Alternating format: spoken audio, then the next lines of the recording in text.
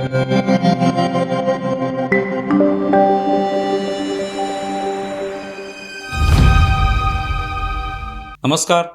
News डंकामध्ये मी महेश विचारे आपल्या सगळ्यांचं मनपूर्वक स्वागत करतो. मित्रांनो, न्यूज डंकाचं यूट्यूब चॅनल आपण सबस्क्राईब केलं नसेल तर प्रथम ते सबस्क्राईब करा, ज्यामुळे वेगवेगळ्या विषयांवरचे व्हिडिओ आपल्यापर्यंत येऊ शकतील. मित्रांनो, जंतर मंतर इथे जे आंदोलन सुरू होतं कॉक्रोच जनता पार्टीचं, ते आंदोलन अखेर मागे घेतलं गेलं. शिक्षण मंत्री धर्मेंद्र प्रधान यांचा राजीनामा सरकारने घेतला आणि त्यानंतर त्यांच्या इतर ज्या काही मागण्या होत्या त्यासुद्धा सरकारने मान्य केल्या, त्या संदर्भात आश्वासन दिलं आणि त्यानंतर हे आंदोलन मागे घेण्यात आलेलं आहे. जवळपास 49 दिवस हे आंदोलन सुरू होतं आणि त्यानंतर ते मागे घेतलं.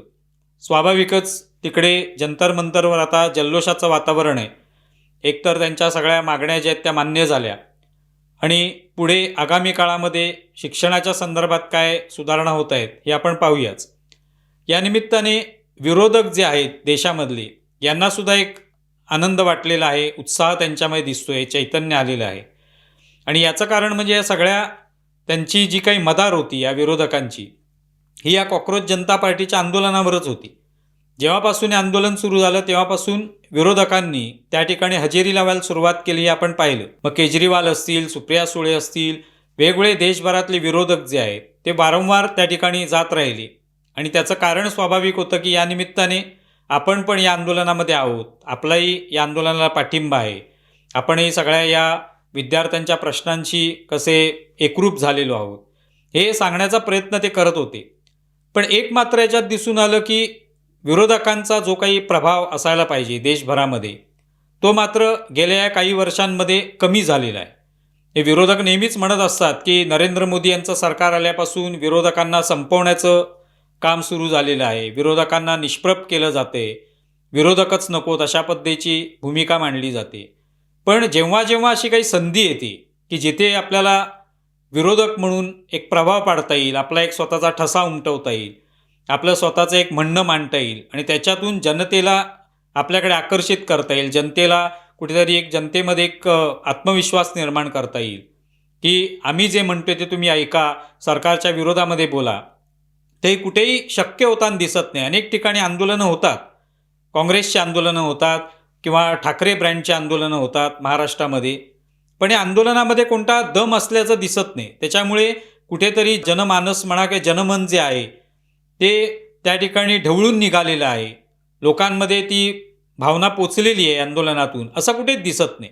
एक फक्त दिखावा त्याच्यातून होतो. काही लोकांना ताब्यात घेतलं जातं, पोलीस त्यांना गाड्यांमध्ये भरून घेऊन जातात, काही तासांनी सोडून देतात.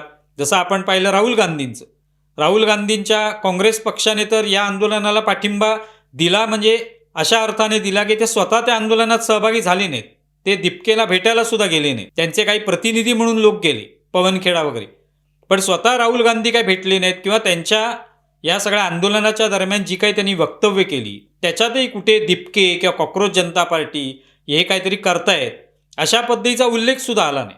याचं कारण काय होतं की आपण तिथे गेलो तर आपला प्रभाव कमी होईल किंवा आपल्याला त्यांच्या हाताखाली किंवा त्यांच्या प्रभावाखाली आपल्याला काम करावं लागते, आपल्याला मोर्चा काढावा लागतोय किंवा आपल्याला त्यांना पाठिंबा द्यावा लागतोय, असं कुठेतरी चित्र देशभरात निर्माण होईल, ही भीती कदाचित असावी.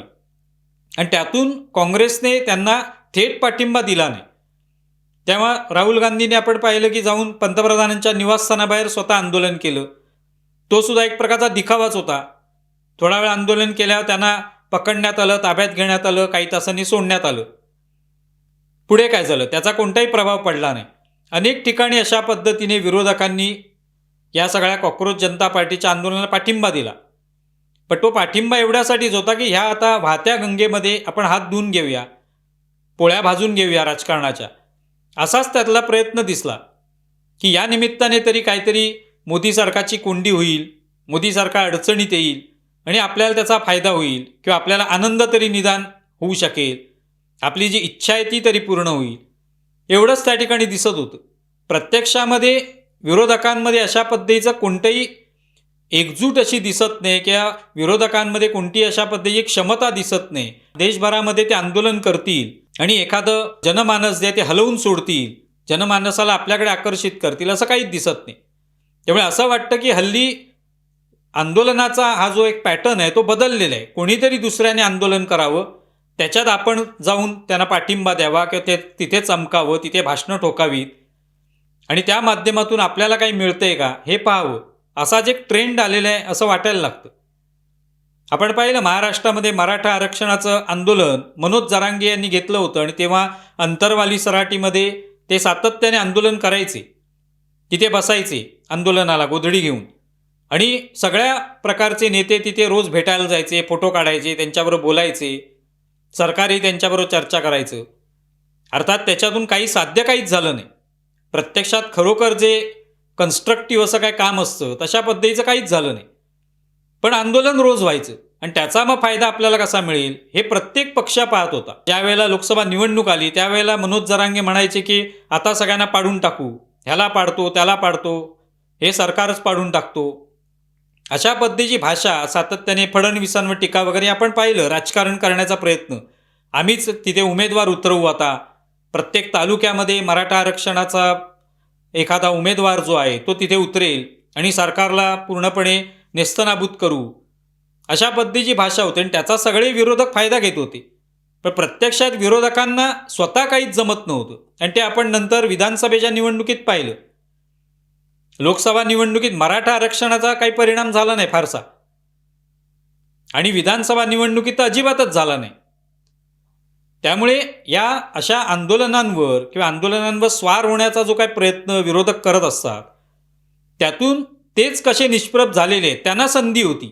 नीट पेपर लीक हे जे प्रकरण आलं त्यावेळेला त्यांनाच संधी होती की ह्या प्रकरणाचा फायदा उठवून सरकारची कोंडी करता येते का, आपल्याला सरकारला अडचणीत आणता येतं का शिक्षणाच्या धोरणांच्या अनुषंगाने. पण तसं काही विरोधकांनी केलं नाही. एवढे दिवस हे आंदोलन चालू होतं, 49 दिवस झाले, पण विरोधकांचा प्रभावच कुठे दिसला नाही.